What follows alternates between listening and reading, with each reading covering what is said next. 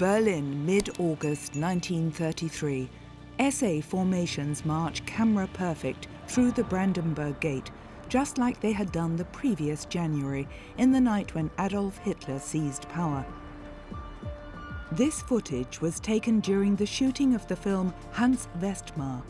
What is so special about these pictures is that the cameraman was using 35mm colour film, at the time still an expensive rarity in Germany. September the 30th, 1934.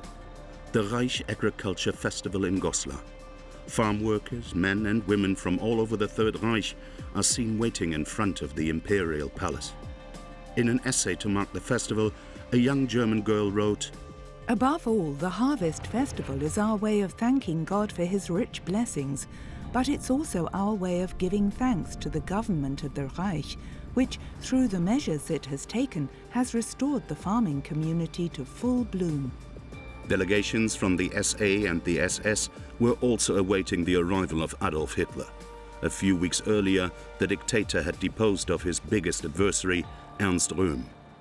Now, following the death of President of the Reich, Paul von Hindenburg, Hitler was leader and imperial chancellor of the German nation. Director Kurt Waschneck, a pioneer of filming in color, had chosen this day to shoot one of the first cultural films using the new two-color film material as it was known. The result still left something to be desired. In Goslar, a guard of honor from the army of the Reich was present to welcome its new commander-in-chief.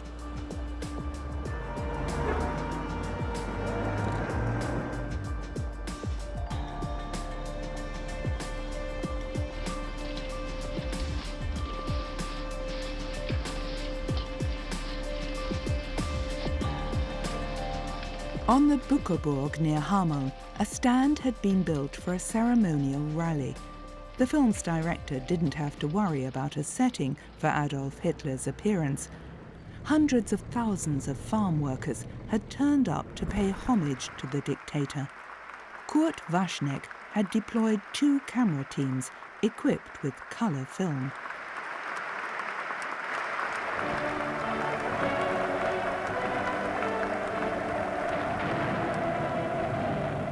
After the film was presented to the press in December 1934, one critic saw the report as an experiment that could not stand up to comparison with nature.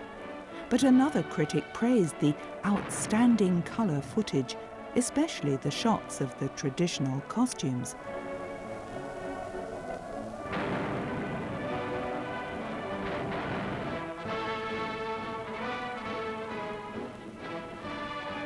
Swiss journalist Konrad Warner described the propaganda spectacle on the Buckerburg in a factual report written in 1944. As they awaited the arrival of Hitler and his retinue, people were filled with excitement and anticipation. Then, as a convoy of cars approached on the plain below, thousands upon thousands of voices shouted out, "Heil!" The sound hurtling down the slope like a hurricane towards the man who knew how to hold the German nation in thrall. Hitler could only make slow progress through the crowd. He was flanked on both sides by countrywomen in their pretty traditional costumes, who were pushing forward to see him, clutch his hand, and look into his blue eyes. The enthusiasm of thousands of people constantly shouting Heil stirred each individual into a frenzy, which increased the impact of this man's personality even more. The unmistakable shortcomings of the color film process made it unlikely that Waschneck's report would ever be shown in German cinemas.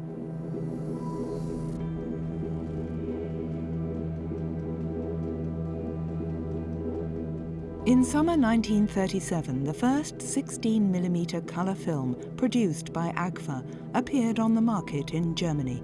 Despite its high price, many amateur film enthusiasts were prepared to dig deep into their pockets to use it.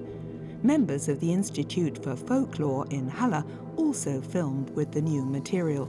In 1938, racial researchers in Friedeburg and der Saale documented a community festival for their archive. The Germans had settled in comfortably under the swastika. The overwhelming majority of the population were devoted to the Führer.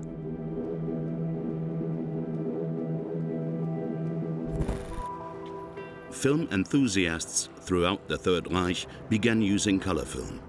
When he wasn't at work in his bakehouse, Hamburg master pastry chef Kurt Lehfeldt was out and about shooting footage of his hometown. Lehfeldt preferred the products manufactured in America. In 1935, the Kodak company developed color film, which it also marketed in Germany. From May to September 1938, Lehfeldt documented life and work in Hamburg's famous warehouse district and in its port.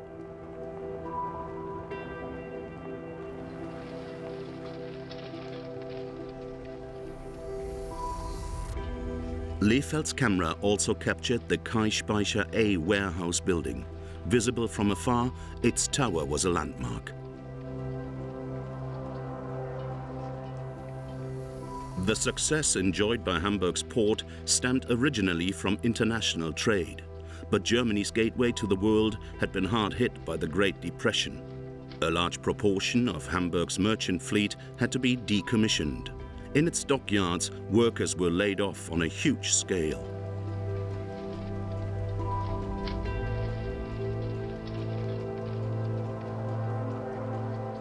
But round trips to German seaside resorts or through the port were, it seems, highly popular with locals and tourists. From the landing stages and the old Elbe tunnel, ships headed down the River Elbe.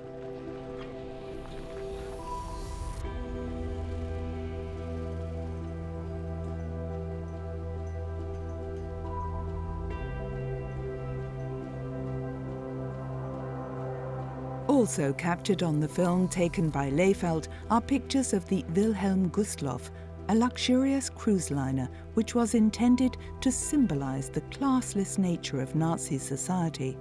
Strength Through Joy was not an organization for Nazi bigwigs, but the party expected anyone who was allowed to sail to Norway for a week to behave appropriately. Through work procurement measures financed with credit and through contracts awarded by the Senate, the Nazis had succeeded in reducing unemployment. Thanks mainly to increasing rearmament contracts from the German Navy, the situation was also gradually improving in the port. By 1936, Hamburg's 6 major dockyards were again providing nearly 20,000 jobs. Lehfeldt's film recordings are rare documents of a bygone age, when 1,300 mobile electric cranes and hundreds of stevedores unloaded goods from all over the world.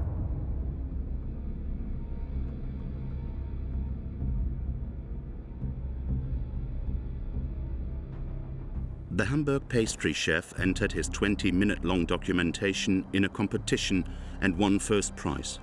His footage portrayed many ships which today exist only in the memories of Hamburg's elderly citizens. Like the Monte Rosa, a liner which, in 1931, sailed on a regular schedule to the east coast of South America. The vessel normally carried cargo and passengers, but the Monte Rosa was also used for pleasure cruises.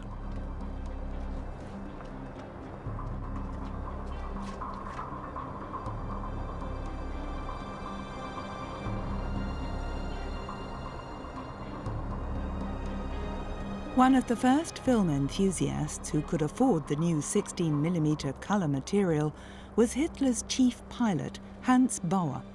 In Berlin on September the 27th, 1937, Baur filmed the state visit of Italy's fascist leader, Benito Mussolini. In front of the Technical University, the Führer gave the Duce and his entourage a demonstration of Prussian traditions and showed his guests the results of German rearmament. Hans Baur was allowed to film the spectacle from one of the rear rows on the VIP stand. After the demise of the Third Reich, these unique documents of Hitler's immediate environment were regarded as lost. It wasn't until 1988 that they were rediscovered in the estate of a former US soldier from Tennessee. As head of a translation unit of the American Secret Service in Munich, in 1945, Herbert Sankt Goar learned where Agfa color film footage taken by Hitler's pilot had been secretly buried. He secured it and took it back with him to Chattanooga. Displaying weaponry of all kinds, the parade lasted 3 hours.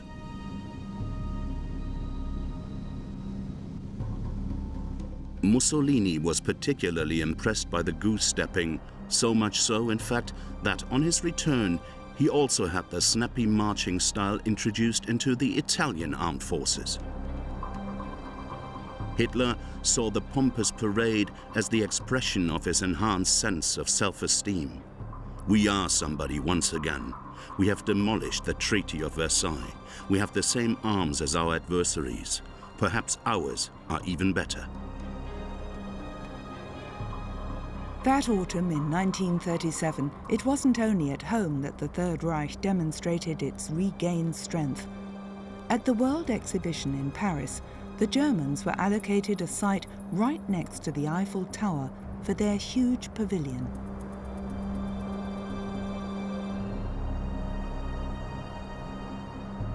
The Soviet Union had built its exhibition hall directly opposite. In terms of monumentality, the communist dictatorship was certainly on a par with Germany.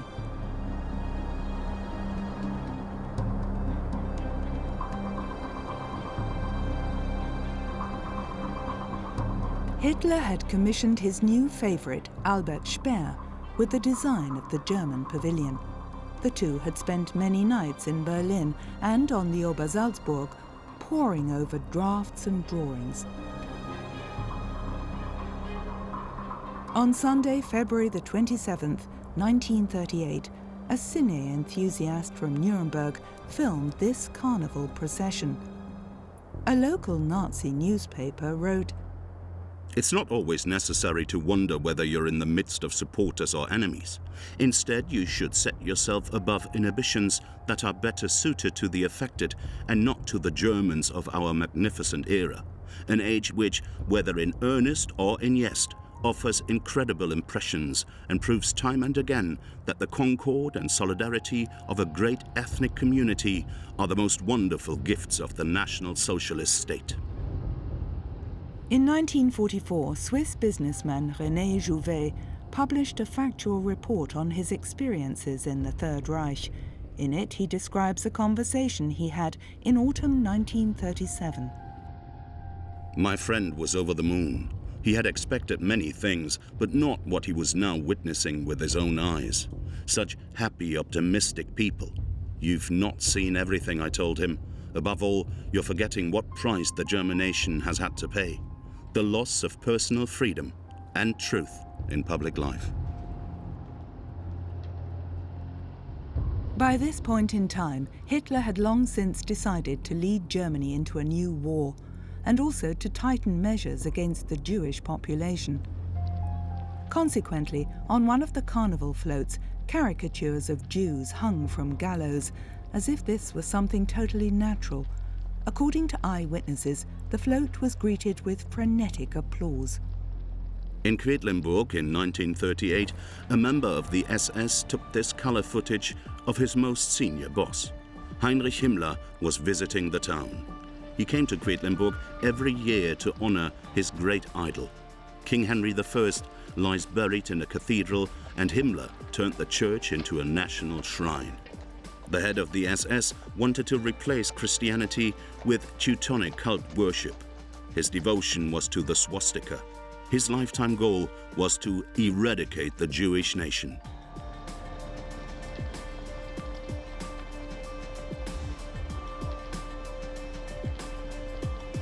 In early May 1938, Hitler's chief pilot, Hans Baur, accompanied the Fura on a state visit to Italy. He documented his impressions of the trip in a short film, which he entitled Beautiful Italy. 6 months later, the censor approved it for public showing in the Third Reich.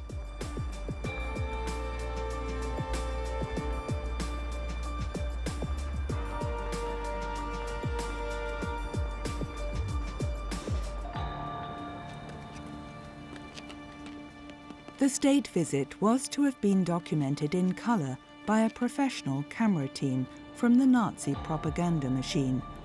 But problems with the optical filters made its footage unusable. As a result, Hans Baur was able to earn money with his amateur film.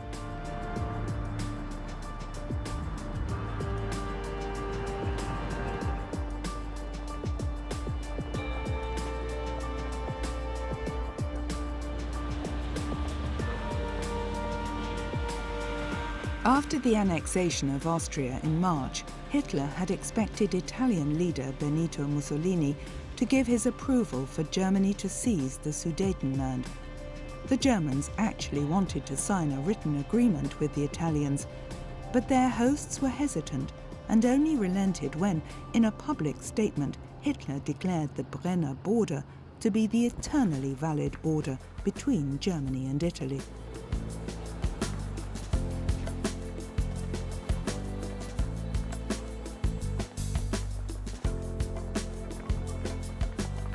The official host was King Vittorio Emanuele III, and the monarch knew how to ease Mussolini into the background. Hitler was repulsed by the obsequiousness of court ceremony, and he let the king feel it.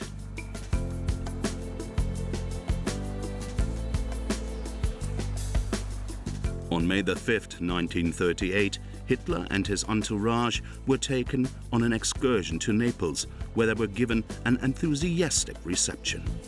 With his small camera, Hans Baur filmed the sights of this city at the foot of Mount Vesuvius, which had donned itself in truly festive garb for its state visitors from the north.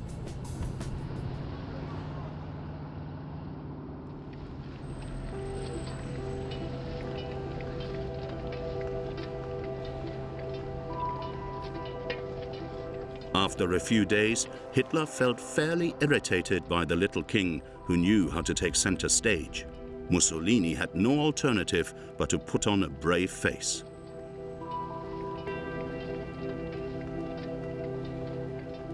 To snub the royal family time and again, the Führer had his old friend come forward and walk alongside him.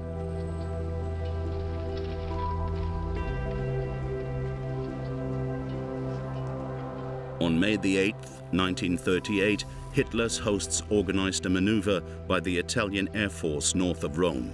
It was a case of staged saber rattling. In the Rome-Berlin axis, the Duce had long since been relegated to the role of junior partner. Mussolini actually feared that Hitler might start a military conflict with Czechoslovakia. Later, Hans Baur remembered that the German guests were impressed by the strength of the Italian forces. But Mussolini had secretly decided not to become involved in a war in Europe.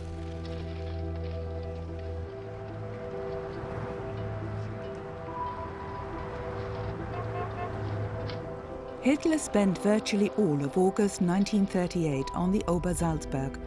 On the terrace of the Berghof, he studied plans for the Wehrmacht's invasion of Czechoslovakia. One frequent guest was Albert Speer.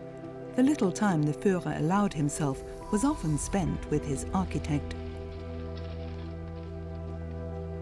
Hitler once had visions of becoming an architect himself, and in Speer he had found the ideal executor for his colossal plans.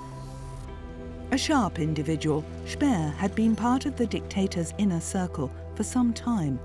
The architect had also become friends with Eva Braun, who took these pictures in 1938. Hitler's mistress was a keen amateur photographer. Consequently, she too had developed a passion for color film.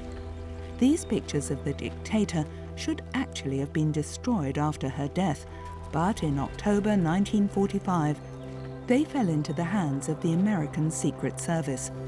As a result, what are probably the only uncensored pictures of Hitler's private life have been preserved in the National Archives in Washington. In his memoirs, Albert Speer would later claim that the Berghof Society merely engaged in small talk and killed time waiting for the master of the house to arrive. But this, it seems, was just an attempt to cover himself and play down his own involvement in the crimes committed by the Nazi regime. In fact, many political decisions were taken on the idyllic Obersalzberg. Murders were even planned there.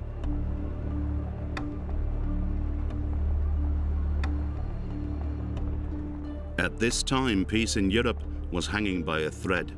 Hitler wanted war, but the major powers of Britain and France were not yet prepared to engage in hostilities. So, with Mussolini's help and far-reaching concessions, in Munich they forced the dictator to the negotiating table.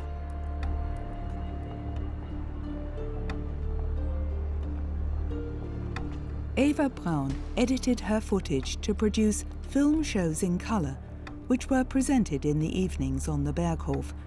When Hitler was not staying on the Obersalzberg, his mistress liked to make trips to Bavaria's lakes. Accompanied by her parents, friends and relatives, the athletic 26-year-old was the center of attention.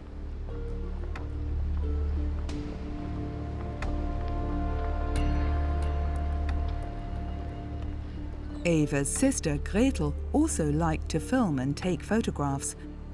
Sophie Stork, a good friend, who was also an artist, drew the film links.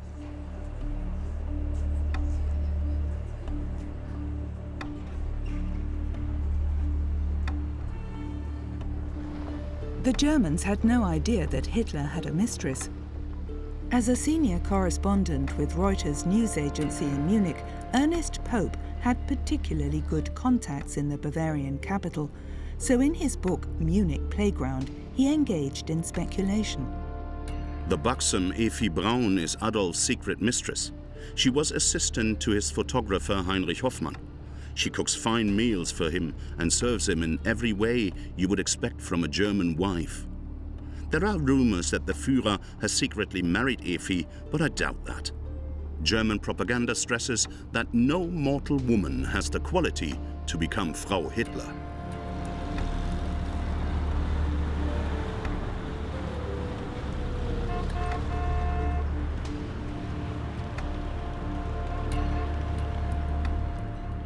Even though the films made by Eva Braun, chief pilot Hans Baur, and the folklorist from Halle don't always document the decisive stations of the Third Reich, they do provide eloquent testimony to the nature of the National Socialist dictatorship.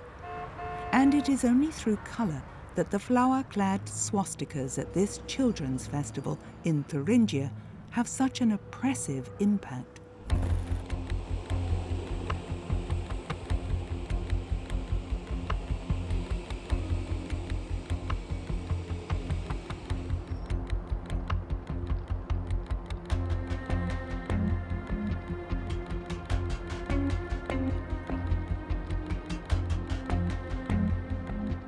May 1st, 1939.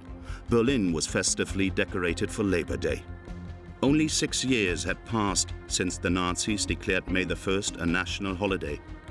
A move designed to bind the German working class to it through National Socialist slogans and pretentious prophecies for the future, and one that had already proved successful.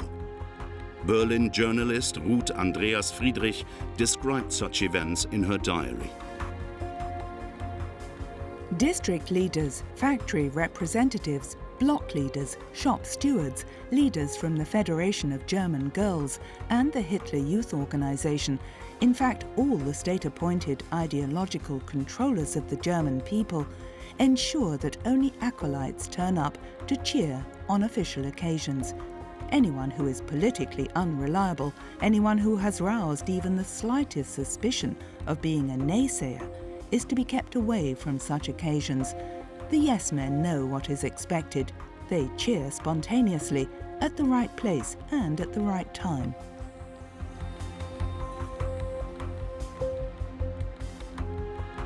March of the Golden Standards is the title of a colour film which an unknown cine enthusiast took on this particular day. He was part of a delegation from the Siebel Aircraft Works, a Nazi model plant which the day before had been honoured by Hitler himself and was allowed to provide one of the 200 flag bearers.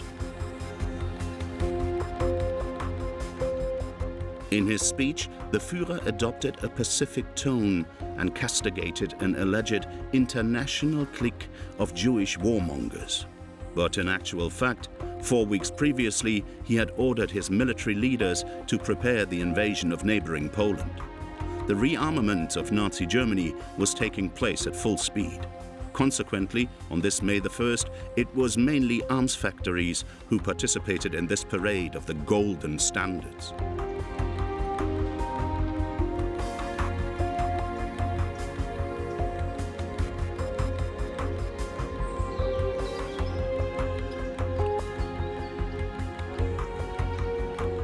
To the sound of appropriate marching music, the golden standard of the Siebel Aircraft Works in Halle was rolled up. This was the last May holiday to be celebrated in such grandiose style in the Third Reich. Because the outbreak of the Second World War was only a few weeks away. In Berlin in the summer of 1939, there appeared to be little enthusiasm for a renewed call to arms. Memories of the Great War of 1914 to 1918 were too traumatic. This is how an American reporter described the mood. Everyone is against war. How can a country start a decisive war with a people so tired of war?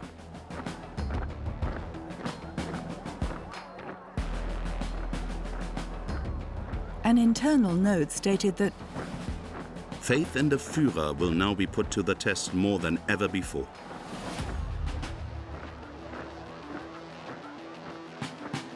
And a German journalist noted that the observer cannot help thinking that people are deliberately indulging in unrestrained enjoyment.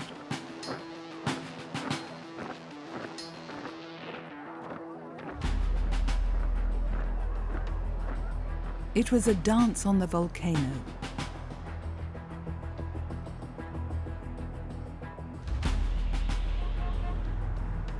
The recently completed Reich Chancellery was deserted. Albert Speer had adapted the huge building entirely to the Führer's wishes, but Hitler preferred to forge his plans for conquering Poland on the Obersalzberg, far away from the capital of the Reich. Only occasionally did he show himself to his people.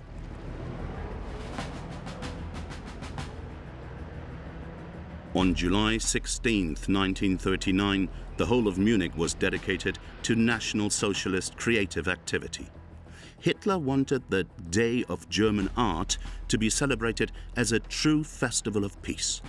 The members of an amateur film club had been positioned at various points in the city to document all important events. The first item on the program for the morning was the laying of a wreath at the grave of architect Ludwig Trost.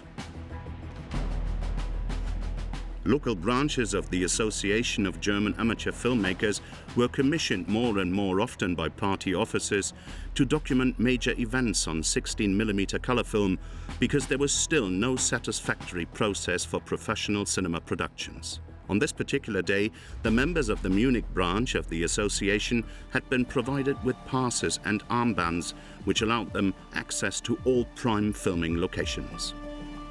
On the afternoon of July the 16th, anybody who was anybody in the Third Reich took their seat in the VIP stand to marvel at a 3-hour procession of live images from 2,000 years of German culture.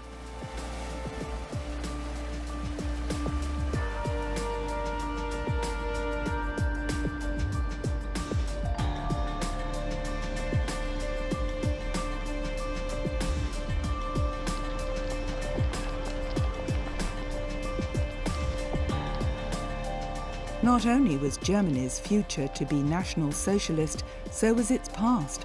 In the program for this tacky festival, it said, "The German eagle towers above the whole procession.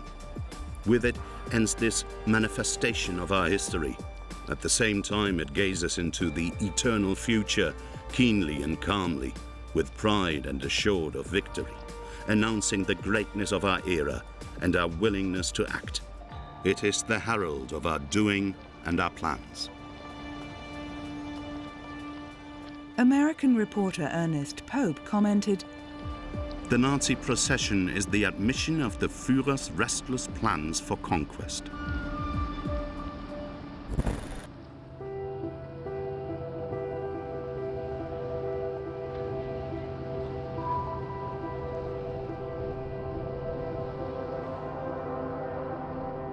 On the Obersalzberg, Eva Braun filmed Hitler in the pose of a resolute power politician.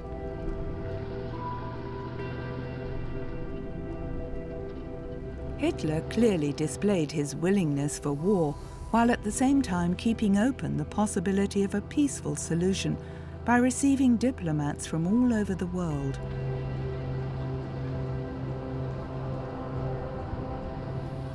Like Khalid al-Hud, the special envoy of the King of Saudi Arabia, the Wahhabis had established an absolute monarchy on the Arabian Peninsula. They had control of oil, a commodity so keenly sought after by every major power. And they were fanatical anti-Semites. In the end, all that was agreed on this occasion was an insignificant arms deal. Accompanied by his accomplices, Reinhard Heydrich and Karl Wolff, Heinrich Himmler had also traveled to the Obersalzberg. They were planning an extermination program to which not only Poland's intelligentsia, but also its Jewish population would fall victim.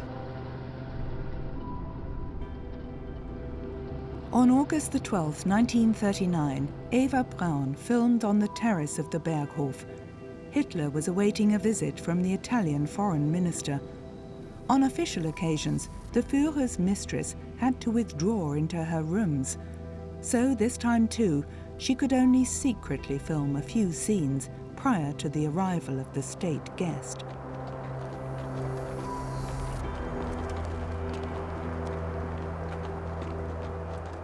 Count Ciano wanted to win over his ally for a new international conference, but the Führer was determined to defeat Poland militarily. Ciano's efforts were fruitless. This is how he described his meeting with Hitler. He has decided to attack, and he will attack. A march of the Federation of German Girls and the Hitler Youth in Offenburg on May the 19th, 1939. Here too, by now, the Second World War was not far off. Paul Stober, who had been documenting everyday life in his hometown ever since 1928, filmed the Nazi Party's local annual conference in the Baden district in colour. Among the town's dignitaries was publisher Franz Burda. As early as 1933, in his popular radio magazine Surag, he had already stated that in its thoughts, desires and acts, the Surag has always been solidly German and patriotic, nationalist and socialist. The spirit of the new age is alive in it. No Jewish capital has been invested in the printing house, nor are any of the company's contributors or employees Jewish. The highlight of the event was the address by district leader Karl Rombach. Since 1936, Offenburg had been a garrison town. Accordingly, local military leaders also presented themselves in parade uniforms as part of National Socialist Society. On September the 8th, 1939, a loudspeaker vehicle announced news of the Wehrmacht successes in Poland. The Offenburger Tagesblatt also printed special reports from the Army's Supreme Command.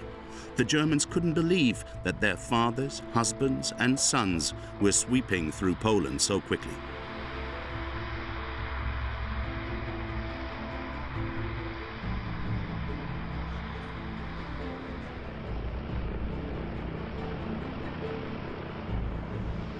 Every day, maps were hastily put up to show the latest conquests. On this particular day, September the 8th, German tank units had reached the suburbs of Warsaw. Hitler's first blitzkrieg ended on October the 6th with the capitulation of Poland.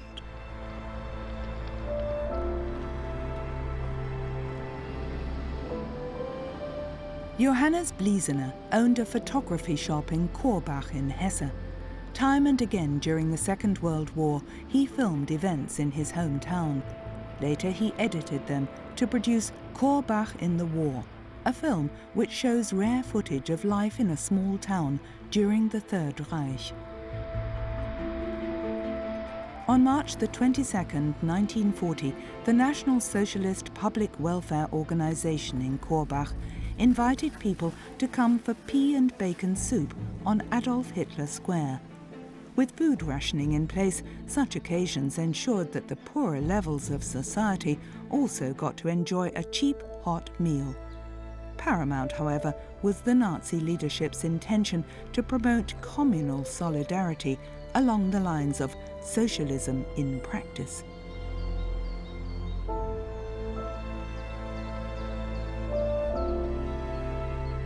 Since September the 3rd, 1939, a state of war had existed between the Third Reich and Great Britain and France.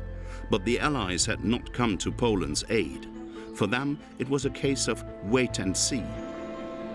Hitler had been planning for months to launch a campaign in the West. But it had been postponed time and again. Finally, Germany's Supreme Commander decided that the offensive would begin on May the 10th, 1940. Infantry units were also stationed in Bitterfeld near Halle. In early May, they were moved west.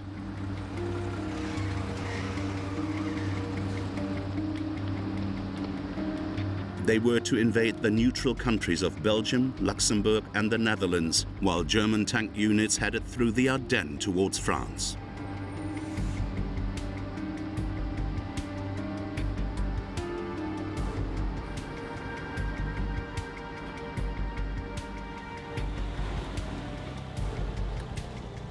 At the start of his campaign in the West, Hitler moved to his headquarters in Rodert in the Eifel. From here, his chief pilot, Hans Baur, flew the Führer to the front, time and again. On Oldendorf airfield, near Euskirchen, we see the dictator discussing the situation with Hermann Göring. In less than 6 weeks, Hitler had achieved what German armies had failed to achieve in 4 years in the Great War. France was forced to capitulate. After a long discussion with Hitler on June 6, 1940, Joseph Goebbels wrote in his diary that the Führer towers high above us all. He's one of history's geniuses. What a glorious era. And it will be followed by the great rest we all desire so much. The Führer perhaps more than any of us. Then we shall build the new Europe. After the war, we shall soon deal with the Jews.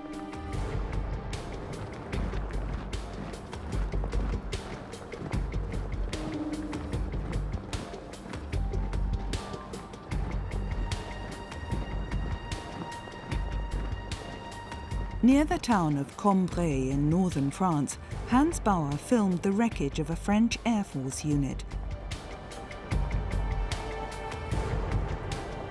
This is how French historian Marc Bloch described the disaster in his book Strange Defeat. We have just suffered a devastating defeat. Who was responsible? The parliamentary regime, the troops, the British? The fifth column, our generals reply. In other words, everybody but them. No matter how one might assess the deeper reasons for this catastrophe, the immediate cause was the incapability of our military leaders, their inability to think the war.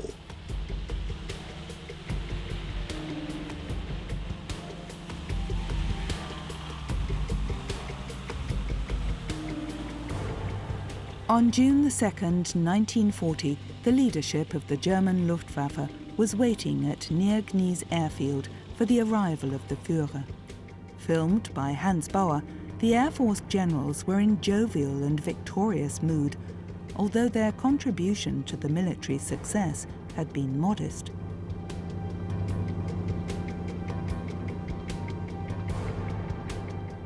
German troops wounded in battle were quickly flown in to form the backdrop to a special ceremony.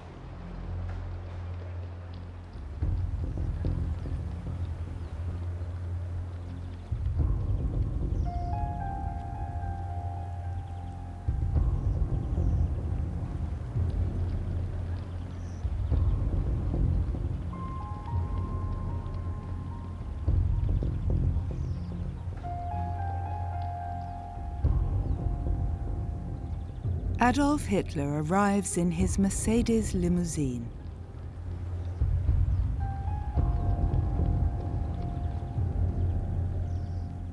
While the commander-in-chief is greeting his troops, 150 kilometers away in Dunkirk, the last of 330,000 British and French soldiers are being evacuated across the English Channel. Exactly 4 years later, they will return to free France from the German yoke.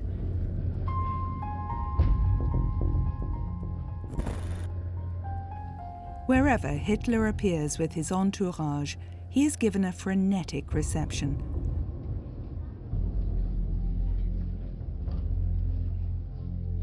The dictator is at the zenith of his power. As chief of the German Armed Forces High Command, Wilhelm Keitel put it, "My Führer, you are the greatest commander of all time." Comments like that earned Keitel the reputation of being the Führer's lackey. In his memoirs, Chief Pilot Hans Baur commented on Hitler's visits to the troops in France. Hitler's intended effect was achieved. The troops and the French population were impressed by the fact that he appeared as soon as hostilities had ceased. The commander-in-chief ate from field kitchens. The only special requirement was for any canned meat to be removed, since the Führer always avoided meat.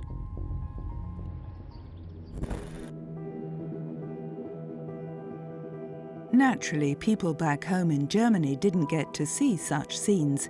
Even the camera teams of the weekly newsreel rarely had the chance to observe Hitler like this. With the exception of Eva Braun's private films, the films taken by Hans Baur are the only footage which shows the dictator from close up, unedited and uncensored.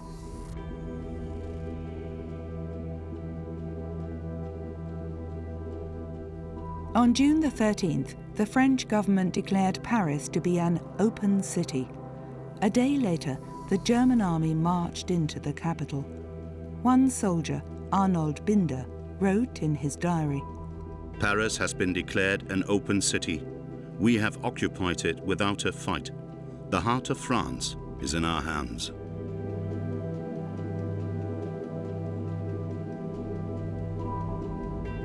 On June the 23rd, 1940, Adolf Hitler visited the defeated French capital. Chief pilot Hans Baur had flown the dictator to Le Bourget at 5 a.m. and was allowed to accompany him on a tour of the city. Once again, he used 16mm color film to document the bizarre sightseeing trip. Alongside Hitler on the observation platform on the Trocadero were sculptor Arno Breker and architects Hermann Giesler and Albert Speer. Later in his memoirs, Speer described the dictator's reaction. "Wasn't Paris beautiful? But Berlin must become even more beautiful. In the past, I often wondered whether Paris shouldn't be destroyed. But when we're finished in Berlin, Paris will be a mere shadow. So why should we destroy it?"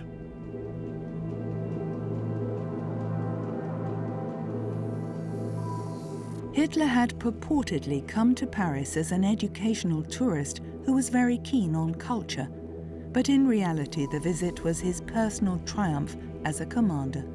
In Les Invalides, he spent a long time next to the tomb of Napoleon, past and present dreams of world dominance.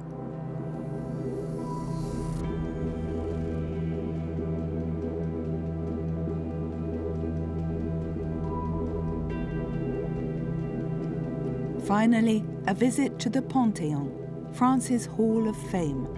The dictator's lifelong dream had been fulfilled, at least for the time being.